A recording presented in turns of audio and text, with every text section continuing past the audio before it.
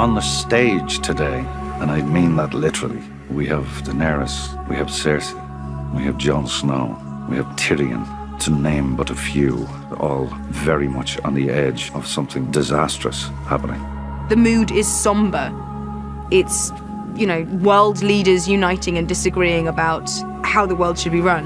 It can go south very quickly, and that's the brilliant part of the sequence, because you know how quickly things can turn on this show. It's a potential powder keg. So no matter what's happening, no matter who's meeting who, the potential for things to completely explode is always there.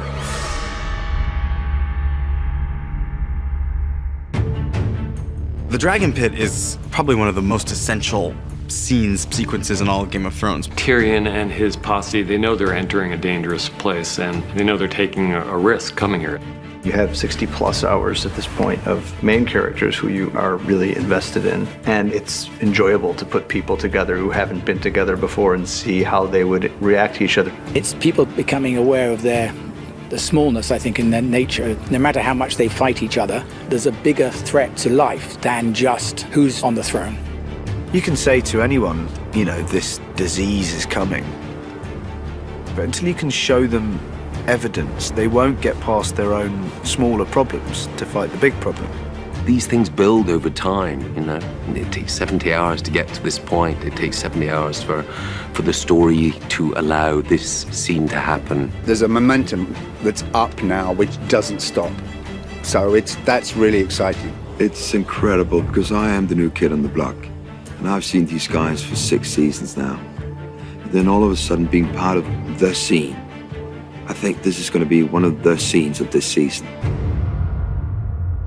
The Dragon Pit epitomizes the central challenge of season 7, where we have, a dozen of our principal characters all in the same place, many of whom haven't seen each other since a very dramatic incident years before between them. So that scene was incredibly tricky to write and incredibly tricky to film. You want to be able to service all of these characters, and that was tremendously fun to plot out. Conflicts between people, friendships between people, which ones you wanted to highlight and which ones that you're going to have to let fall by the wayside. You have, dozens of little mini scenes. So we had to find great moments and character interactions and story for all of these characters. It was just so much fun to write for all these guys together. It kind of forced us to really explore what the different tonal variations were in those reunions. It's trying to keep an eye on what they're all there for. They're all there for a reason, which is to discuss the possibility of an alliance and whether that's even possible with these people who have so many reasons for hating each other and so few reasons for trusting each other.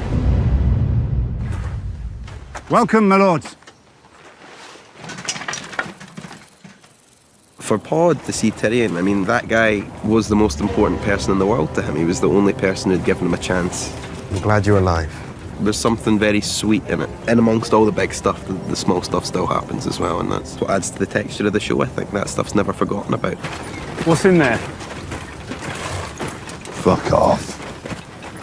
There's a really wonderful moment where Brienne spies the Hound. And she realizes that she has to sort of apologize, maybe for nearly killing him, maybe. But she also brings to him the news that she knows he wants to hear, that Arya is alive and Arya's home. Oh, that was a relief. Yeah, of course. And a concern, is she all right? Who's protecting her if you're here? The only one that needs protecting is the one that gets in her way. And then it turns out that we don't need to worry about Arya, because I've taught her everything. What I love about Tyrion and Bronn's relationship is they know exactly who they are. Tyrion prods him a little bit about how much Bronn is doing things out of self-interest. Don't you worry about me, I'm doing all right. Looking after myself. Are you?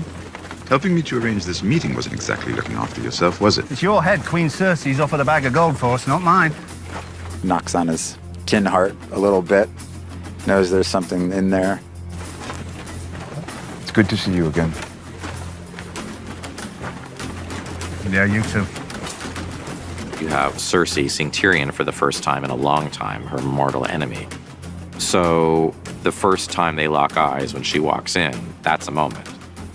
It's really awkward. It's like I know family reunions for everyone are very awkward, but let's just say the Lannisters are a complicated bunch. She's held him responsible for the death of her mother and the death of Joffrey and her father. You know, she can't really take responsibility or deal with her own grief. She has to just blame everybody else, and that's part of her pain too. Lena gives me a look that I never want to see ever again. It almost flattened me. I wanted to hide. Met my brother. That was good. I had a standoff with him, which was great fun. That was great. Ignoring a very serious situation, the Hound just goes straight to him and goes, basically, you and me, pal, we haven't finished. You're getting it. There's a non-verbal 4 or 5 second thing between Cersei, Jaime, and Brienne. That's not even a line of dialogue. It's just a little mini scene built out of looks. It's sort of like one of the worst things that happens to you at school. I think it's Brienne's idea of absolute abject hell. Fighting the Hound wasn't abject hell, but a moment of having to deal with Jaime and Cersei is the most excruciating thing that could possibly happen to Brienne. She arrives with the Mountain and Jaime and like you say, the Kingsguard, and she's, you know, pretty fierce. And then she realizes that Dany isn't here, and that pisses her off, obviously. And then, of course, Dany arrives on Dragon. You know, I take Fashion Be Late to brand new heights.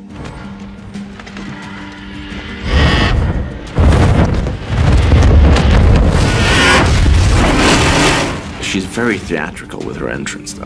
Yeah. It's kind of funny that you go, wow, she really has to show off her power, but fair enough. And she tries desperately to not be impressed by that arrival, and everyone else, obviously, as you would, is standing up in awe of this. And then, you know, in walks this young beauty of a queen, and she's immediately beyond frustrated on many levels. We've been here for some time. My apologies. And then all she gets from Dany is apologies, you know, and that then drives her in the scene. She can't bear it. We have something to show you.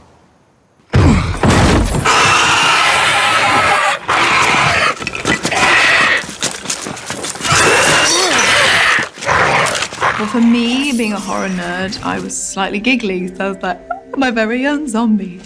She has never, ever seen anything like this before, and this is a creature that defies her. This is a creature she doesn't know how to disable. She doesn't know how to kill. This is something else. Daenerys has seen it, and she's aware of it, and it's frightening, but she is just watching Cersei. Like, she just needs to know that this has affected her. You know, she's always had that notion of creatures like this, that they don't exist, and it's nonsense. And so I think when he's there, she's back as a kid, just, you know, realizing everything her grandma, her nannies told her was real. She's staring into a face that she never thought existed. For Jaime, this is like definite proof that there is no choice. Clearly, this thing, we have to deal with this, and he believes them all. He believes his brother, but he also believes Daenerys and Jon Snow when they say that they saw 100,000 of these beings. That's where his head is.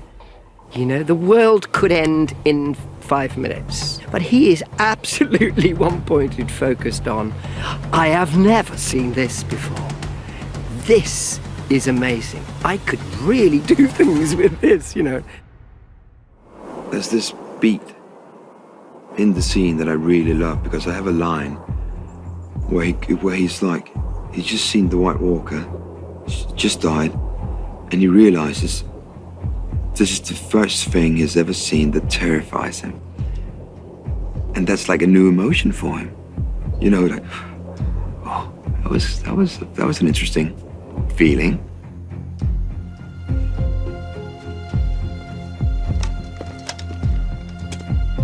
I'm going back to my island. You should go back to yours. When winter's over, we'll be the only ones left alive. And then it all rests. Her dragon's death, everything rests on Jon Snow just lying. The crown accepts your truce. In return, the king in the north will extend this truce.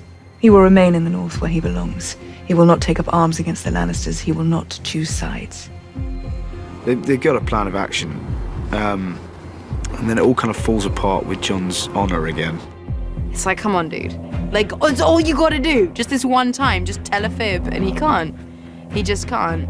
Like, that was the bad move. That was a bad choice, but thanks so much. I am true to my word. Or I try to be. That is why I cannot give you what you ask. I cannot serve two queens. Tyrion, knowing his sisters so well, knows that that's not going to go over well. And of course, it doesn't. And when Jon does that, the whole thing crumbles. So it's sort of like, I get it, but Then there is nothing left to discuss. It is so much fun with all of us all together. Having been isolated for so long and then suddenly, boom, I'm working with everybody. It was quite kind of event for me. I loved it. It's lovely. It's all of us being together. So we're all kind of, that was really exciting because we are all just a big happy family. And that extended to after work, unfortunately, because we had way too much fun. Usually like here, you're on set and then you have a couple of other actors to hang out with. Suddenly we were like 10, 15 at the same hotel. It was just a recipe for disaster. But it was fun though. Having been so invested in the show for so long, for so many years, it's just so thrilling. And I was personally very excited to finally meet Daenerys. And I hope for the fans that they see a satisfying realization of what I think they've all been maybe waiting for, is for these worlds to be collided. Those 10 days were 10 of the most enjoyable days I've ever spent doing this show, because it's all these people having such an excellent time just being in each other's company. I will never forget those days on that set. They were outstanding.